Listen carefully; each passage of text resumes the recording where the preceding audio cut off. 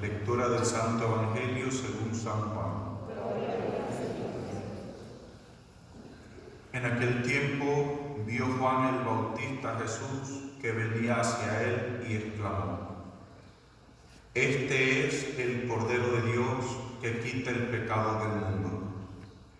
Este es aquel de quien yo he dicho: el que viene después de mí tiene precedencia sobre mí porque ya existía antes que yo.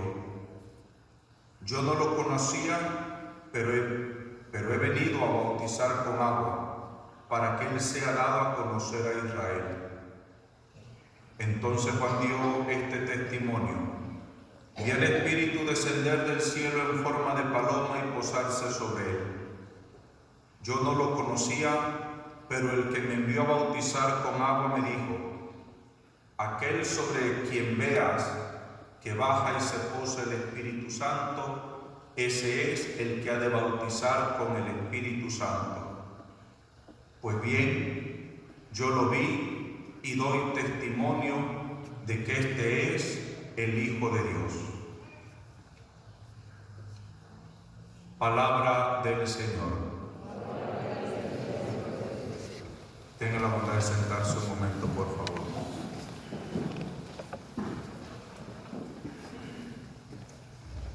El Santo Padre, el Papa Francisco, por ser sudamericano, por ser de este continente donde nosotros tenemos una riqueza en la forma de hablar, a veces no ha sido muy bien entendido.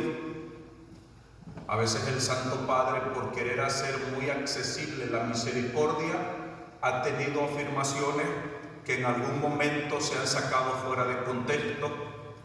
A veces se ha entendido como cada quien quiere entender las cosas. Tuvimos mucho tiempo papas europeos, que los europeos son esto es blanco y esto es negro. Nosotros los hispanos tenemos una gama de posibilidades que a veces uno acaba medio hecho bolas, ¿verdad? Medio confundido. Pero el Papa Francisco ha hecho una afirmación muy interesante para hablar sobre la misericordia, que creo que es la que mejor se ha logrado entender. Cuando se refiere al pecado, el Papa Francisco dice: pecadores sí, porque todos somos pecadores, pero sin vergüenza no. Esto yo creo que se entiende mucho, ¿verdad? Todos somos pecadores. Aquí no hay alguno que esté libre de pecado, ¿verdad? Todos somos pecadores. ¿Cuál es la diferencia entre un pecador y un sinvergüenza? Que es lo que el Papa Francisco habla. El pecador normal, el que busca la santidad, es aquel que está en una continua lucha. Es aquel que cuando peca y comete el pecado, no se queda a gusto. Ay, pues ya la regué, ya que. No, cuando se da cuenta que cometió un pecado, dice: chin, ya la regué, y ya no anda a gusto, se siente mal, anda pensando cuándo va a confesar el Padre, viene y se confiesa, le duelen sus pecados y está en una continua lucha. Esa es una persona que vive en santidad. Vivir en santidad no quiere decir ausencia de pecado. No sé si me doy a entender. Una persona que vive en santidad es una persona que jamás se cansa de luchar. Está luchando siempre, pero va a haber momentos donde, como en cualquier guerra, ¿verdad?, a veces hay caída. Aquí muchos de ustedes seguramente han conocido muchos casos de muchachos que se van a la guerra. Hay algunos que regresan con alguna mutilación, ¿verdad? Algunos regresan sin una pierna, algunos regresan sin un ojo, sin un brazo, algunos no regresan, algunos mueren en la guerra, ¿cierto o no? Porque así son las guerras. Uno no va a una guerra a divertirse, uno va a una guerra a luchar. Y en las luchas a veces hay caídas, ¿sí o no? Eso es vivir en santidad. Vivir en santidad, como decía San Francisco de Sales, él pone el ejemplo soldado que fue a la guerra. Y entonces este soldado fue a la guerra, pero como le estaban poniendo una arrastrada en la guerra, dijo: no, yo me voy, a que nos van a matar a todos. Iba a desertar. En todos los países donde un soldado huye, es un desertor, es preso, lo meten a la cárcel, o incluso hay lugares donde los matan, porque un desertor pues no sirve para su nación. Este desertor ya, pues como vio los garrotazos muy fuertes, se iba ya huyendo, y de pronto se baja de su caballo y se queda ahí a recostarse en un árbol, y vio que una hormiguita iba subiendo como una hojita, ¿verdad? De esas hormiguitas fuertes. Y entonces él estaba ahí con la espada, la punta de la espada, agarra y pum, la tira a la hormiguita, y la hormiguita agarra la hojita y otra vez para arriba va. Y él con la espada pum, vuelve a tirar a la hormiguita está en el suelo, agarra la hojita y sube. Y le hizo, como dice, que como 15 veces lo mismo a la hormiguita, y la hormiguita nunca se dio por vencida. Siempre agarraba la hojita y se subía. ¿Ok? Este soldado se dio cuenta que esa hormiguita le estaba dando una lección. Dijo: si esta hormiga no se cansa de luchar por lo que yo le estoy diciendo, ¿cómo me voy a cansar yo? Y regresó a la guerra. ¿Sí? La santidad, por tanto, mis queridos hijos, no consiste en la ausencia de pecado. Los santos llegan a un momento donde ya no pecan. Pero estamos hablando de un Padre Pío ya cuando viejo, ¿verdad? O sea, los santos llegan a un punto donde ya no cometen pecado. Pero para esto les va como en feria al principio, ¿no? La Santa Madre Teresa de Ávila, solamente para aprender a orar, le llevó 30 años, imagínense, aprender a orar. ¿Cuántos años llevan ustedes? Unos 5, 8, 10 años, pues faltan como 20, ¿no? Para que no se agüiten. El pecado, cuando nosotros tenemos nuestro retiro de iniciación, los que ya los vivimos, ¿verdad? Nos enseñan que el pecado es aquel errar en el punto. Nosotros tenemos un objetivo. De ahí viene la palabra hamartía, pecado, que es, tú llevas una dirección, pero de pronto en esa dirección derecha, ¡pum!, se enchueca.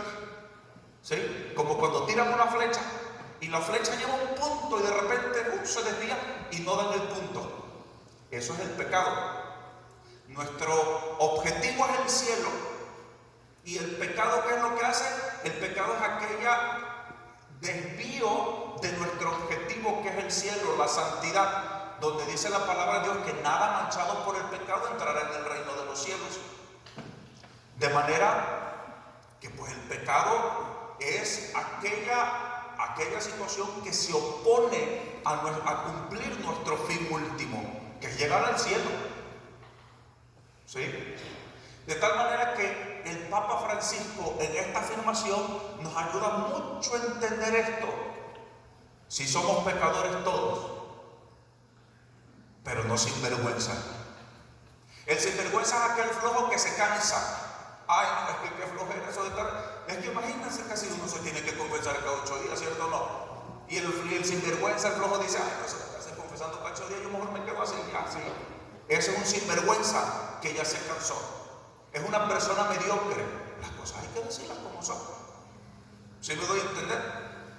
Ustedes pueden estar diciendo que duro es el Padre para estar diciendo esto. Bueno, nuestro Señor Jesucristo en un momento determinado, a los que les están escuchando, le dice: ustedes son unos hijos del diablo. O sea, decirle eso a un judío era el más grande de todos los insultos.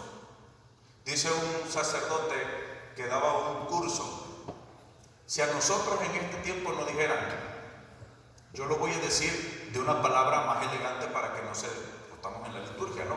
Pero ustedes sabrán entender. Si a uno en este tiempo le dicen que es un hijo de una prostituta, ¿verdad? ¿Verdad que es una ofensa gravísima? Pues lo que le está diciendo el Señor a los que los están escuchando es algo que supera eso. Le está diciendo: ustedes son unos hijos del diablo. El diablo es su padre. Algo similar a lo que hemos escuchado hoy día, ¿cierto o no? De tal manera que la persona que que se atreve a hablar estas cosas, uno tiene que aclarar esto, ¿verdad? No es ofender, es darnos cuenta, por ejemplo, la mediocridad es aquel estado conforme a decir, ay, pues es que uno no tiene remedio, ¿cierto o no? Uno no tiene remedio, el ser humano no tiene remedio y nos cansamos y nos quedamos. Es a lo que se refiere el Papa con ser un sinvergüenza, ser un flojo, ser un mediocre. Dios no nos llama a eso. Dios nos ha dado un espíritu de valentía. Dios nos ha dado un espíritu de fortaleza. Dios nos ha dotado con todos sus 7 dones el día que nos confirmaron. Todos los dones. Nosotros tenemos la fuerza del Espíritu Santo incluso para llegar al martirio. ¿Sí me doy a entender?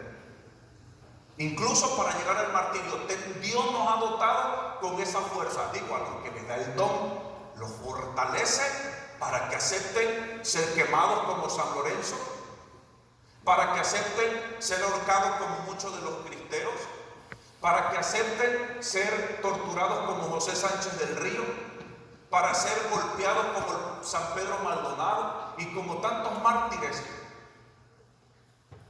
Dios nos ha dado un espíritu de fortaleza y de valentía para luchar y para vencer al pecado.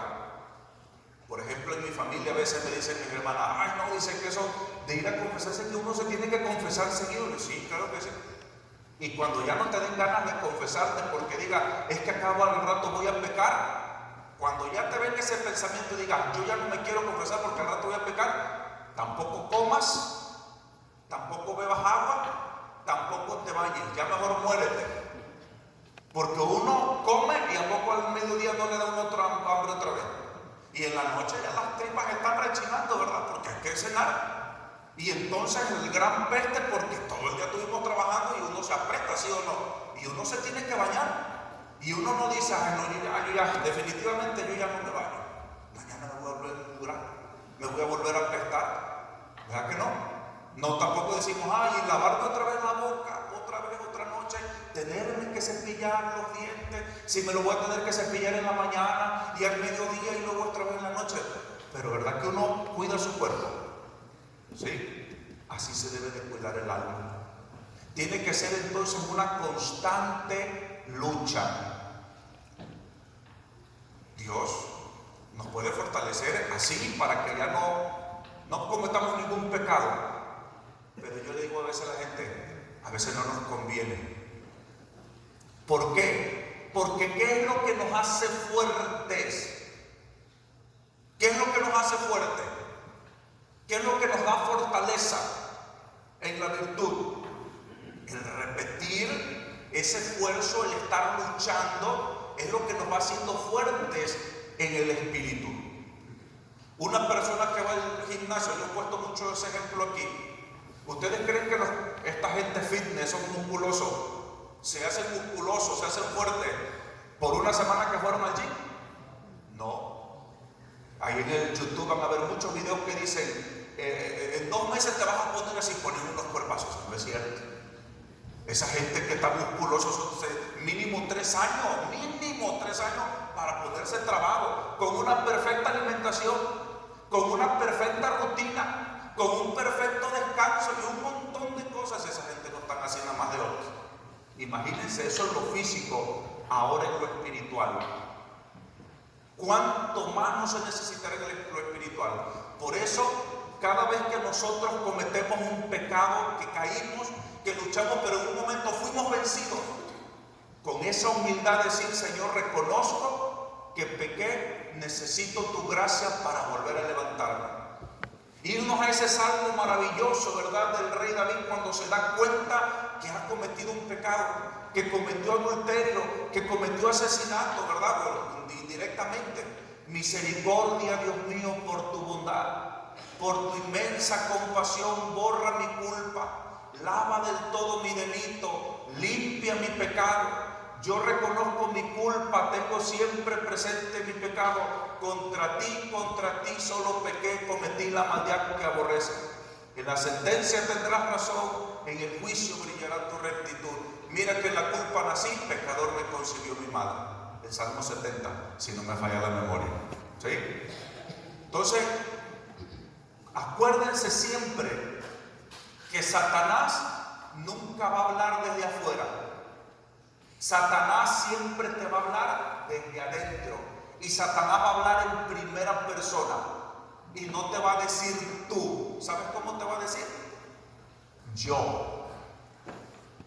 Hay que discernir esto. Es que yo ya no sirvo. Es que yo ya no tengo remedio. Es que yo siempre cometo el mismo pecado. Es que yo. Satanás está hablando. No le hagas caso a esa voz. Si 1000 veces cae en pecado, las 1000 veces ven a la iglesia a buscar la gracia de Dios. Porque Dios estará dispuesto a perdonarte. Decía el santo cura de Ars que cuando nosotros vamos a confesarnos, fíjense lo que dice el santo cura de Ars, Dios en ese momento se aparta de su mente, por decirlo de esta manera, los pecados futuros que sabe que tú vas a cometer. ¿Por qué vamos a volver a pecar? De una forma u otra.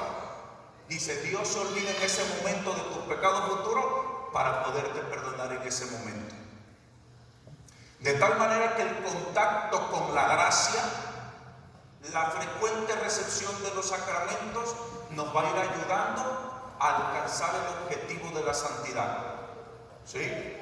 Santa Catalina de Siena, una mística, tenía las visiones de nuestro Señor, es doctora de la iglesia, y por aquí se iba el Señor y le llegaban unos pensamientos espantosos, morbosos, sexuales, cosas horribles.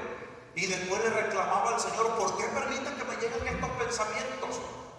Y le decía el Señor, ¿te complacías en ellos? No, eran repugnantes. Yo estaba en tu corazón poniéndote esa repugnancia. ¿Sí? Pero el Señor no la dejaba, no le quitaba todo, no, te toca batallarla. Te toca batallar, te toca luchar, nos toca pelear. No seamos mediocres, no seamos cobardes, luchemos. Y sobre todo no nos cansemos de buscar la misericordia de Dios. Pecadores sí, dice el Papa, pero sin vergüenza no. No nos demos por vencidos. Buscar la gracia de Dios, accesible, disponible, gratis. Pidámosle a Dios que nos conceda en esta tarde la gracia de buscarlo siempre. En el nombre del Padre, del Hijo y del Espíritu Santo. Amén.